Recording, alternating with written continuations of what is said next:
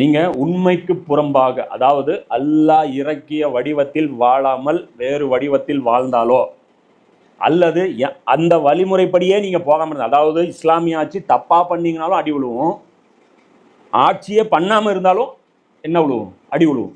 சரி, இப்போ நம்ம இஸ்லாமிய ஆட்சி இல்லாத பகுதிகளில் இருக்கிறோமே, வாழ்கிறோமே, பிரச்சனை இல்லையா? பிரச்சனை இல்லை. ஆனால் என்ன பண்ணணும்? ஹக்கை தெளிவாக எடுத்து மக்கள் மத்தியில் சேர்த்தணும். புரியுதா? சத்தியத்தை மேலோங்க வச்சா தான் நமக்கு சொர்க்கண்டு கிடையாது. அதற்கான முயற்சியில் இருந்தோமா, அதற்காக எவ்வளவு உழைத்தோம், தேவையான அளவு உழைத்தோமா இல்லையா, அல்லாஹ் அதை சரி பார்த்து இது பண்ணுவான். புரியுதா? அப்போது ஒரு இலக்கை அடைஞ்சோமா அப்படிங்கிறது மேட்ரு இல்லை, இலக்கை நோக்கி பயணிச்சோமாங்கிறது தான் மேட்ரு. அந்த இலக்கை அடைஞ்சவங்க வரலாற்றிலே ஒரு 3 பேர் தான்.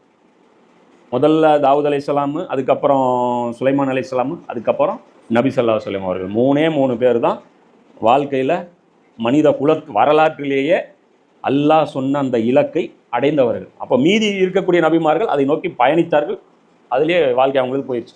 ஈசா நபி யார்? உலகத்துக்கே ஆட்சி செய்யக்கூடிய அந்த வேலைக்காக அனுப்பப்பட்டவர். ஆனால் அவர்னால அந்த டைமில் அந்த சரியான ஒத்துழைப்பு அவங்களுடைய தோழர்கள் கொடுக்கல, அதனால் வானத்துக்கு உயர்த்தப்பட்டாங்க. இப்போ மறுபடியும் அந்த பணியை தொடருவாங்க. சரியா?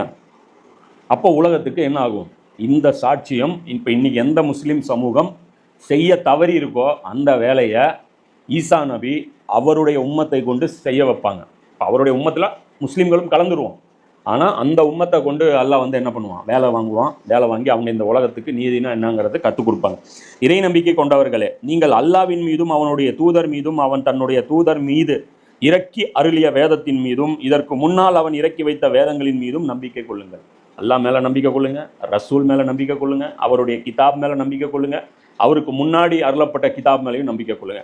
அல்லாஹ் சொல்கிறான், எவன் அல்லாஹ்வையும் அவனுடைய வானவர்களையும் அவனுடைய வேதங்களையும் அவனுடைய தூதர்களையும் மறுமை நாளையும் மறுக்கின்றானோ அவன் வழிகேட்டிலே உழன்று வெகு தூரம் சென்று விட்டான். அப்போ இந்த இடத்துல நான் என்ன சொன்னேன்? இறை நம்பிக்கை கொண்டவர்களை பார்த்து மறுபடியும் நம்பிக்கை கொள்ளுங்கிறான். புரியுதா? மூமின்களே நம்பிக்கை கொள்ளுங்க. அப்போ என்ன அர்த்தம்? வாயில மூமின்கள்னு சொன்னால் பத்தாது, நம்புறோங்கிறது உங்கள் வாயில் வார்த்தை அளவில் இருந்தால் பத்தாது, செயல்பாடுகளில் தெரிய வேண்டும். குரான் தடுத்த எந்த விஷயமும் நீங்கள் செய்யக்கூடாது, குரான் சொன்ன எந்த விஷயத்தையும் செய்யாமல் இருக்கக்கூடாது. இதுதான் நம்ம சொன்ன சொல்லுக்கு, அதாவது அல்லாஹ்வை உண்மையில் நம்புவதற்கு சமம். புரியுதா? எவர்கள் நம்பிக்கை கொண்ட பின்னர் நிராகரித்தார்களோ, மறுமுறையும் நம்பிக்கை கொண்டு அதற்கு பின்பும் நிராகரித்தார்களோ, பிறகு தம் நிராகரிப்பில் தீவிரமாக மூழ்கி கொண்டே சென்றார்களோ, அத்தகையோரை ஒருபோதும் அல்லாஹ் மன்னிக்க மாட்டான், மேலும் அவர்களுக்கு நேர்வழி காட்டவும் மாட்டான். இந்த ஈமான் முதல்ல